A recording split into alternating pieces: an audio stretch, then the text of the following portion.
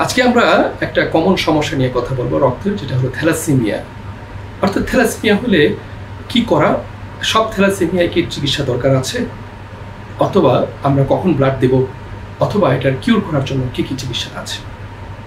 তো আমরা শুরুতেই জানি থ্যালাসেমিয়া একটি বংশগত রোগ, অর্থাৎ এটা বংশানুক্রমিকভাবে এটা পরবর্তী প্রজন্মে এটা ছড়ায়।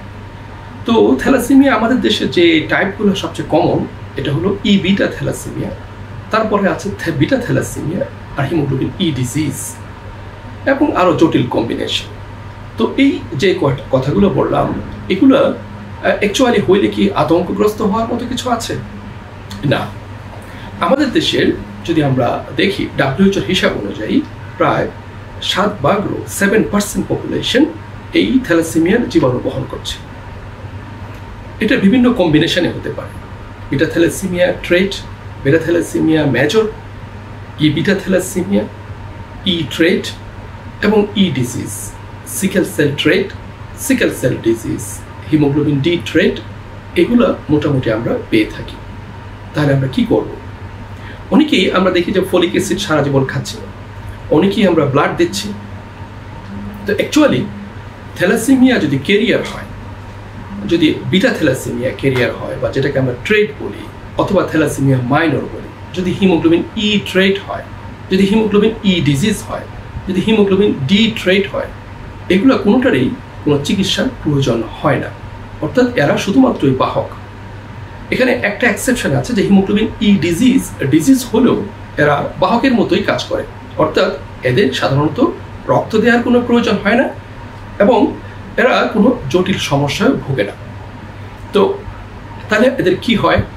যেটা হয় সেটা হলো নর্মাল সাধারণ নাগরিকের চেয়ে বা অন্য 10 জন লোকের চেয়ে তার হিমোগ্লোবিন 1 থেকে 2 কম থাকবে।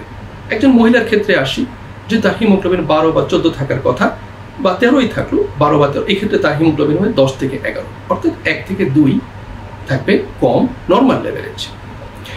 আর যদি এটা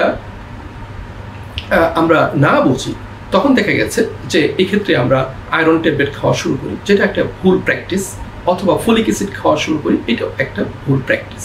তাহলে কাদের চিকিৎসা হয়? যখন এটা আরেকটু জটিল হয়, অর্থাৎ কেরিয়ারগুলো যদি একত্রে মিশে যায়, 2 জন বিটা থ্যালাসেমিয়ার কেরিয়ার যদি একসাথে মিশে যায়, তখন এটা বিটা থ্যালাসেমিয়া মেজর হয়, এটা একটা জটিল সমস্যা। অথবা যদি একজন বিটা কেরিয়ার এবং একজন হিমোগ্লোবিন ই কেরিয়ার একসাথে মিশে যায়, তখন এটাকে ই বিটা বলে, যেটা আমাদের এই অঞ্চলে অনেক কমন, যেটা পৃথিবীর অন্য কোথাও এরকম নেই। তো এই ক্ষেত্রে আমাদের কি করতে হবে?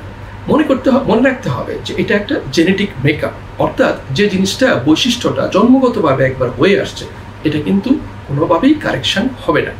তো যারা ই বিটা থ্যালাসেমিয়া হয়ে গেছে অথবা বিটা থ্যালাসেমিয়া মেজর হয়ে গেছে, এদেরই অ্যাকচুয়ালি চিকিৎসার প্রয়োজন হয়। তো চিকিৎসাটার এখন পর্যন্ত যদি আমরা কিউর করার চিন্তা করি, তাহলে একটাই চিকিৎসা, সেটা হলো অ্যালোজেনিক বোন ম্যারো ট্রান্সপ্লান্ট, এবং সেটা এখন আমাদের দেশে সাকসেসফুলি করা সম্ভব। এছাড়া বিকল্প চিকিৎসা কি আছে? বিকল্প চিকিৎসা রক্ত দেয়া, এবং আমরা করি কি যে হোল ব্লাড দিই, অনেক ক্ষেত্রে রক্তের জাস্ট ব্যাগ ঝুলিয়ে রাখি, নিচের লাল অংশটা দিয়ে দিই। অনেক ক্ষেত্রে আমরা হিমোগ্লোবিন কত টার্গেট করব এটা আমরা মনে রাখি না। যখন রোগী খুব বেশি অসুস্থ হয়ে যায়, হিমোগ্লোবিন 4, 5, 7 হয়ে যায়, তখন আমরা রক্ত দিই। অ্যাকচুয়ালি তা না। ব্লাড ট্রান্সফিউশন যদি কাউকে দিতে হয়, যেটা মানুষের নর্মাল বৃদ্ধিকে ঠিক রাখবে, তার চালচলন, তার দৈনন্দিন জীবন, তার গ্রোথ সবগুলোকে সঠিক রাখবে, সেই ক্ষেত্রে একটা ডেফিনিট হিমোগ্লোবিন লেভেলকে মেনটেন করতে হয়, যেটা একজন হিমাটোলজিস্টই খুব ভালোভাবে এটা করতে পারেন। সেটা অনেক ব্যয়বহুল এবং সেটা আনলিমিটেড টাইম পর্যন্ত করে যেতে হয় সারা জীবন। এবং যতই আমরা ভালোভাবে ব্লাড ট্রান্সফিউশন করি না কেন, একটা সময় দেখা যাবে যে রোগীর শরীরে তার আয়রন অনেক বেশি জমা হচ্ছে, তার অর্গানগুলো আস্তে আস্তে কলাপস করে, যেটা লিভার, হার্ট, কিডনি, এগুলো ড্যামেজ হয়, বোন ম্যারো ফেল করে, তার ব্লাড বোন ম্যারো ছাড়াও অন্য জায়গায় তৈরি হয়, স্প্লিনটা অনেক বড় হয়ে যায়, লিভারটা বড় হয়ে যায়, এবং আলটিমেটলি তারা খুব খারাপ অবস্থার দিকে চলে যায়। আর এদের অনেকেই দেখা গেছে যে একটু জন্ডিস থাকে। জন্ডিসটা কেন হয়? রক্ত এটা লিভারের জন্ডিস নয়।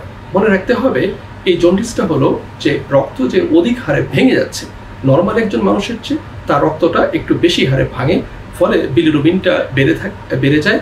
কিন্তু আমরা দেখব যে লিভার এনজাইমগুলা SGPT SGOT এগুলো ঠিক থাকে, ফলে এটা নিয়ে আতঙ্কগ্রস্ত হওয়ার কিছু নেই।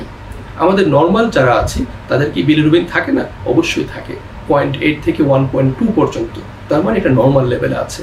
আর যারা থ্যালাসেমিয়া থাকে এদের লেভেলটা যেহেতু লোহিত কণিকা ভাঙার হারটা একটু বেশি, 2 থেকে 3 গুণ বেশি, অনেক সময় 10 গুণ বেশি থাকে, সেক্ষেত্রে বিলিরুবিনটা 2, 3, 4 এইভাবে বেশি থাকে। তো এটা নিয়ে কিছু করার প্রয়োজন নেই।